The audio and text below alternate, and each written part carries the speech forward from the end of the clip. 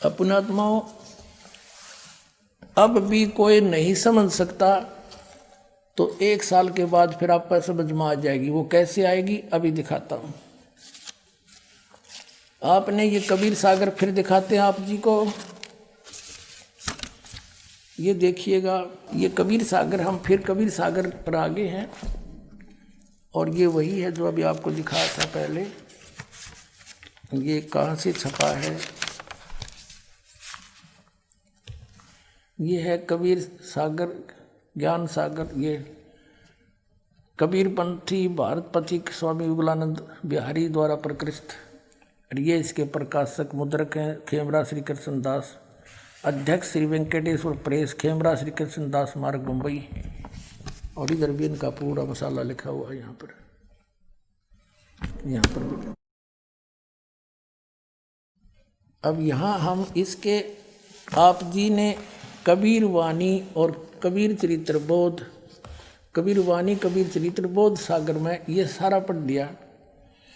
ये 12 पंथ चलो सो भेद, ये आपने पढ़ा। अब इसके 136 पर आपने पढ़ा, इसके 34 पर और निर्णय दिया है 136 पृष्ठ कबीर वाणी पर बोध सागर में। ये देखिएगा, यहाँ पर उन 13 वंशों का, यानी कबीर साहब के मार्ग को अपनाकर चलने वाले 13 की यहाँ गिनती की है वंश प्रकार। प्रथम वंश उत्तम, ये श्री चूड़ामणि जी के बारे में कहा है।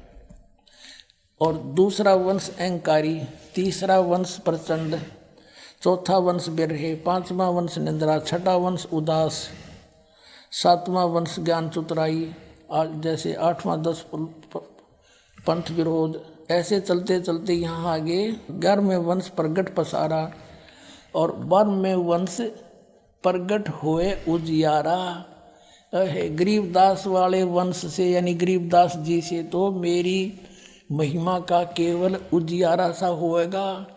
और 13वां वंश ये दास रामपाल दास से मिटे सकल अंधियारा। बोलो सतगुरुदेव। अब हम आपको ले चलते हैं इसी कबीर सागर के एक अनमोल और खजाना हाथ लगे आपने। ये देखिएगा 171 पृष्ठ है, समसम वेद बोध। और ये वही बोध सागर खंड है, इसका अध्याय है समसम वेद बोध 171 पृष्ठ पे। यहाँ क्या 171 पृष्ठ पे, 170 से थोड़ा सा पढ़ेंगे हम यहाँ से नीचे से। सत कबीर वचन, यानी परमात्मा के वचन कबीर साहब बोल रहे हैं सारी, बस इतना ही काफ़ी है। अब देखो, ये यहाँ आगे हम 171 पर यहाँ कहा परमात्मा ने 5 सहंस और 500, 5500, 5 सहंस, 5 सहंस माने 5000 और 500 यानी 5500। जब कलयुग बीत जाए महापुरुष फरमान तब जग तारण को आए।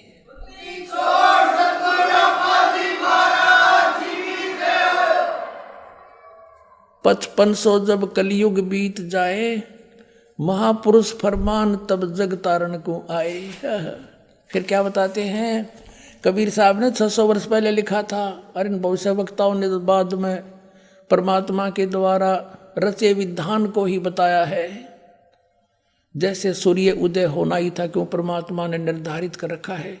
बताने वाले ने बता दिया, अच्छा है, ना बताता तो भी होना ही था। हिंदू तुर्क आदिक सब जेते जीव जहान, सतनाम की साख गह ये पावे पद निर्वाण। हिंदू तुर्क यानी हिंदू मुसलमान और आदिक शब्द इसलिए लिखा परमात्मा ने, काल और भी बिगाड़ेगा मेरे बच्चों को, कई मजहब बनावेगा। आदि जितने भी धर्म हैं और जेते जीव जहान, जो सतनाम की साख गहें वो पावे पद निर्वाण, वो मोक्ष पद को प्राप्त होंगे जहाँ जाने के बाद फिर लौट कर नहीं आते। अब कैसे होगा, वो सब पंथ मिटा के एक पंथ चलावें, वो कैसे मिटेंगे। यथा सरितगण आप ही मिले सिंधु में धाये। सरितगण माने दरिया, नदियाँ। अपने आप दौड़कर सिंधु में जाकर मिलकर एक हो जाती हैं। ऐसे सत्सुकृत के मध्य, उस सच्चे पंथ के मध्य, तिमी माने उस प्रकार सभी पंथ समाये। यथा श्रीतगढ़ आप ही मिले सिंधु में धाये, धाये माने दौड़ के बाज गए। और सत्सुकृत के मध्य तिमी सभी पंथ समाये। जब लग पूर्ण हुए नहीं ठीक, ठीके को तीथे वार। और कपट चातुरी तबलों समसम वेद निराधार। कबीर साहब धर्मदास जी को कह रहे हैं कि ए प्यारी आत्मा, आज मैं जो ये सूक्ष्म वेद के अंदर लिख रहा हूँ, ये सूक्ष्म वेद है सारा कबीर सागर।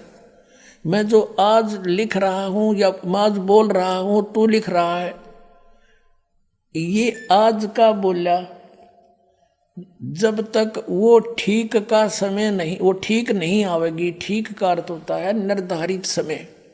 जैसे हम उस समय जन्म हुआ दास का, उस समय हमें अपनी लोकल लैंग्वेज का यूज करना पड़ा था।